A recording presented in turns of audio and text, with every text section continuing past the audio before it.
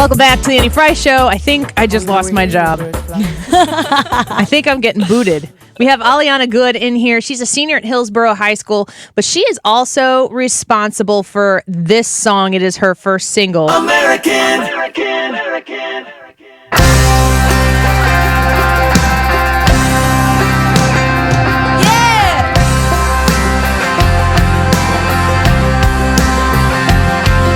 From hometown nights to big city lights and sea to shining sea.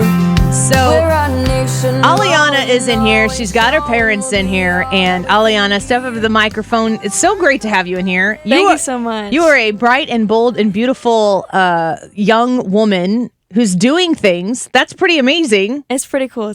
So you just had your song played on the radio. Yeah. It's on a talk station, so you still... I think it's so cool to meet you, and Dad's in here too, and Mom.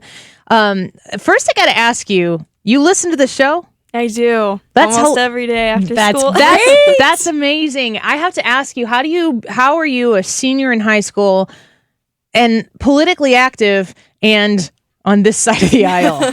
What's that like? Well, it's definitely interesting. We've been through some definite political debates at my school, but growing up politically with my father involved in so many things, it's just really been something that I've been connected with and really done for myself at this point. So, Aliana, I was kind of talking to you about this off the air as well.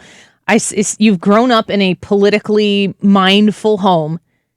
Have you spent a lot of time, or do you know what age you really felt like, I'm kind of doing this for me now? It's not just, some people are Cardinals fans, some people are Cubs fans, some people are, theater fans. We're politics fans in the good house. How old were you when you kind of started to own it yourself? Well, I know freshman year that I went 18 through... 18 months. And the freshman year, we went through some things with some transgender issues, which I have religious and political beliefs that go into it. So that really stood out for me. Dad has a story of when I was younger. But yeah, I mean, it's just always been something that I've implemented in my life. Mm-hmm. Derek Good is in here with us, and he was talking, I asked the moment when she really understood it, and he goes, oh, I know when this is. Derek, tell us the story about raising this fine young woman here. Well, when she was, I think around kindergarten, she was collecting aluminum cans with her grandpa, and Obama was running at the time, and there was some talk about socialism, and she just didn't understand what it was. And when you put it in the terms, because she was a kindergartner, yeah, it was time. Yeah, it was like, okay, you're collecting these cans. When you get this money, we're going to take so much of it and give it to somebody else. And she was not about that. Not going to have it. You can't. Sometimes it's that simple, isn't it?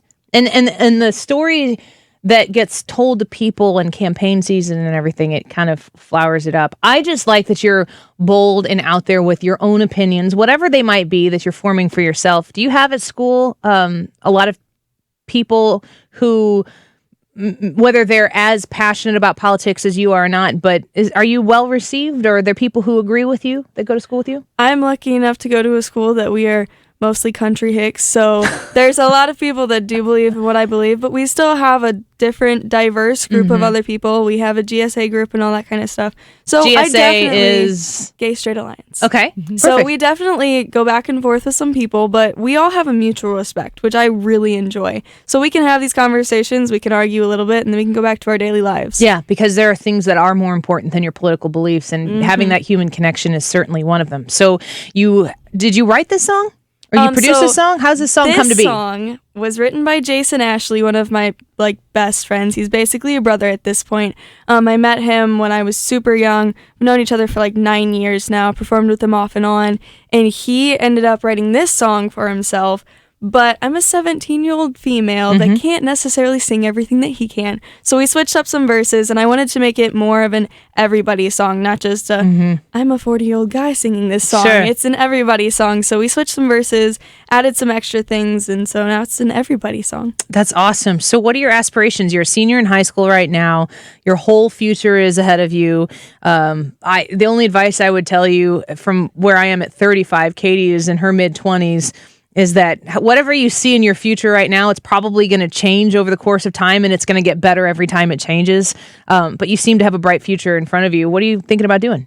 I'm not really sure. I was really dead set on being choir director for a really long time, definitely staying in the music industry. And I will always stay in the music industry. That will always have a part of me, but maybe some production stuff, maybe moving to Nashville for college and that kind of stuff. So Well, that sounds like I've got a lot of question fun. for you Yeah. because I think this is it's just intriguing to me to listen to someone in high school say that they're talking about politics in high school, because I graduated in 2011 and there was not a lot of political conversations happening. But now that Trump is our president, I could see that people are becoming more active.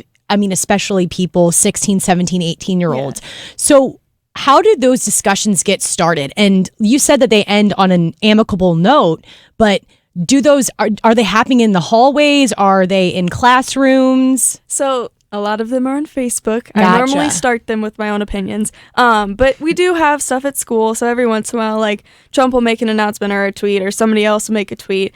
And, I'll say something in like my academic lab. And so somebody will spout something back and we'll talk about it and then we'll go on with our lives. But it's normally Facebook. So you were telling me too that you have actually FaceTimed with then candidate Donald Trump. I have. What did you talk about? I couldn't really tell you. I was a little starstruck. I was actually on the bus to my very first band competition freshman year. So my hair was in a top knot, no makeup, absolutely nasty looking. Dad was on the plane and somebody was like, well, FaceTime him. I'm like, that is a genius idea. So I FaceTimed him. He hung up on me and he called me back. And Wow. I know that he asked if my father was a good person. I was like, well, yeah, obviously. But yeah, I couldn't tell you what else he said because I was just screaming. It was He crazy. said he was really good friends of mine. That's what he Yeah. said. Oh, Right. man. Absolutely. Well, it is an honor and a pleasure to have you in here. I'm going to play this song a little bit and take us out with it as well. So, Aliana Good, we're going to put this up at 971talk.com/Annie, where you can go download this. And it's a great song. I'd encourage you to download it to support Aliana and her family. So, thank you so much for coming in today. Thank you.